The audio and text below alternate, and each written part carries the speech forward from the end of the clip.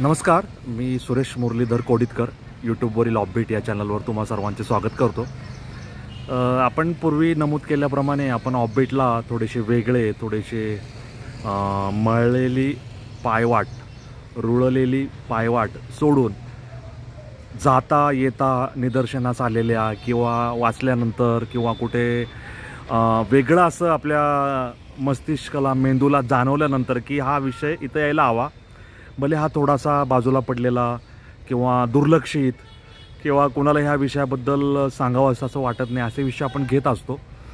त्याच अनुषंगाने मला एका वाटेवर ही जे मी तुम्हाला आत्ता दाखवणार आहे, जे मी गेले कित्येक वर्ष पाहत आहे, पण तेव्हा ही यूट्यूबची चॅनलची कल्पना नव्हती आणि आज पुन्हा त्याच वाटेने जात असताना मला हे जे दृष्टीस पडले ते तुम्हाला सर्वांना दाखवायचं आहे। आणि ते काय ते आता तुम्हाला काही सेकंदात दिसेल।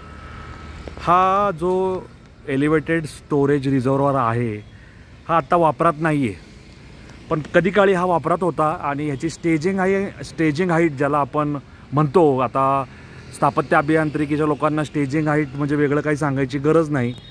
तर जमीन पातळीपासून या एलिव्हेटेड स्टोरेज रिझर्व्हायरचा जो स्लॅब आहे, पहिला स्लॅब म्हणजे ज्याला आपण बॉटम स्लॅब म्हणतो, त्याची जी उंची आहे ती उंची आणि त्याच्यानंतर जो मेन कंटेनर आहे आणि त्याच्यानंतर वरचा जो स्लॅब आहे, रूफ स्लॅब, तर बॉटम स्लॅब जिथपर्यंत आहे ती त्याची स्टेजिंग हाईट आपण म्हणू शकतो।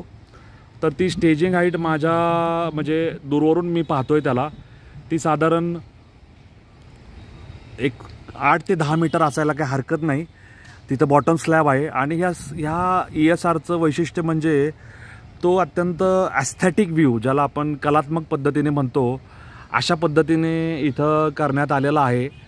आणि त्याचं बांधकामसुद्धा अत्यंत कलाकुसरीने म्हणा, त्याच्यावर फार काय म्हणतात त्याला, डिझाईन ड्रॉइंग असं काही नाही आहे, परंतु त्याचं जे कॉलम आहेत, त्याचा जो बॉटम स्लॅब आहे आणि कंटेनरचा वरचा स्लॅब आहे, त्याला जो आकार दिला आहे तो अत्यंत छान असा दिसतो आहे। आणि वरचा कंटेनर हा एक प्रकारचा आपला पोळी भाजीचा डबा असतो त्या पद्धतीने दिसतो आहे।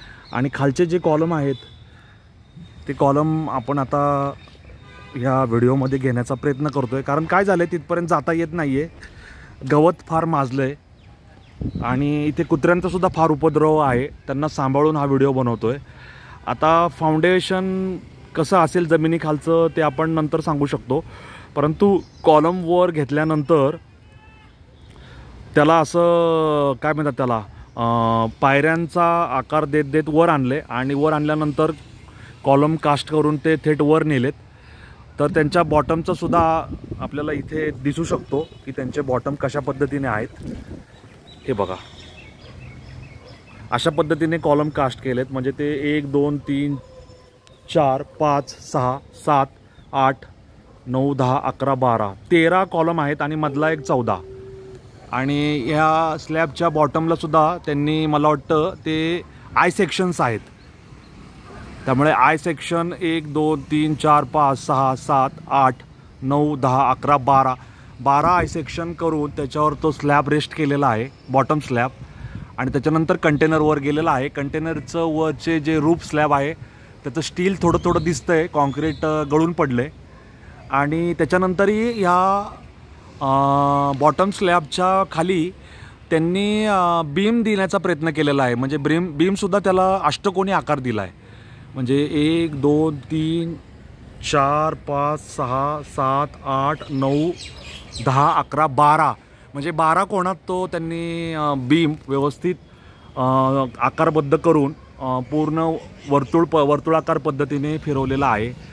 आणि त्याच्यानंतर वर कंटेनर आहे, जिथे बीम आणि कॉलम एकमेकाला स्पर्श करतायत, तिथंसुद्धा त्यांनी एक व्यवस्थित आकार देऊन त्याला एक ॲस्थेटिक व्ह्यू देण्याचा प्रयत्न केलेला आहे, जे आपण पाहू शकतो आत्ता।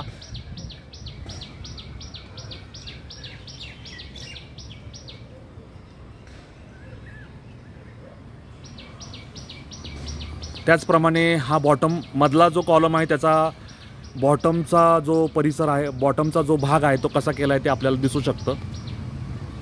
तर हा एक सुंदर ह्या परिसरातील एलिव्हेटेड स्टोरेज रिझर्व्हायर आज तुम्हा सर्वांना दाखवण्यासाठी इथं व्हिडिओ हा शूट केलेला आहे, तो तुम्हाला नक्कीच आवडेल मला खात्री आहे. हा पूर्वी वापरात होता, आता हा आपल्या भारतीयांनी बांधला आहे का ब्रिटिशांनी बांधला आहे अशी कुठली नावाची पाटी इथं मला दिसत नाही. इथं कोणी जाणकार नाही ह्या माहिती देणारं. पण हा इथं जे प्रादेशिक आता कसं आहे, इथं पूर्वी इंग्रजांनी बांधलेलं कारागृहही आहे आणि त्याच्यानंतर इथे पुढे मानसिक जे रुग्ण असतात त्यांच्यावर उपचार करण्यासाठी जे रुग्णालय असतं त्याचीसुद्धा इमारत आहे. आता तेव्हा हा कोणाला पाणी पुरवठा करत होता हे आपण सांगू शकत नाही आणि इथं त्या कर्मचाऱ्यांची वसाहतही आहे.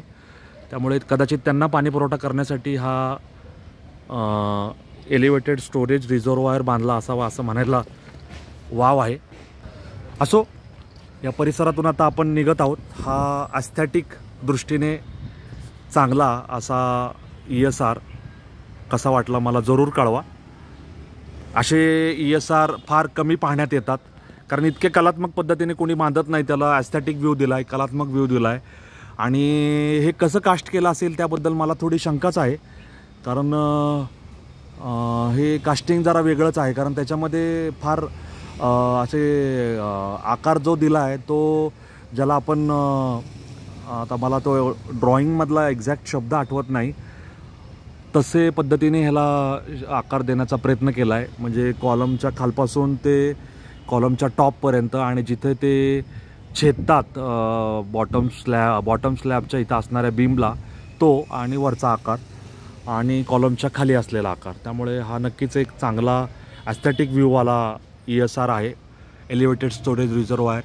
असे काही तुमच्या नजरेत काही वेगळ्या बांधकामाच्या वस्तू असतील, काही वेगळं बांधकाम असेल तर मला जरूर कळवा. तुम्ही व्हिडिओ करा, मला सांगा, मी येऊन व्हिडिओ करेल आणि आपल्या प्रेक्षकांपर्यंत अशा चांगल्या वस्तू, चांगल्या वास्तू आणि पोहोचवत राहा. तुमच्या अभिप्राय मतांचा मी वाट पाहतोय. त्या जरूर कॉमेंट बॉक्समध्ये लिहा आणि आपला हा चॅनल जास्तीत जास्त लोकांपर्यंत पोहोचवा. लाईक, शेअर आणि सबस्क्राईब करा.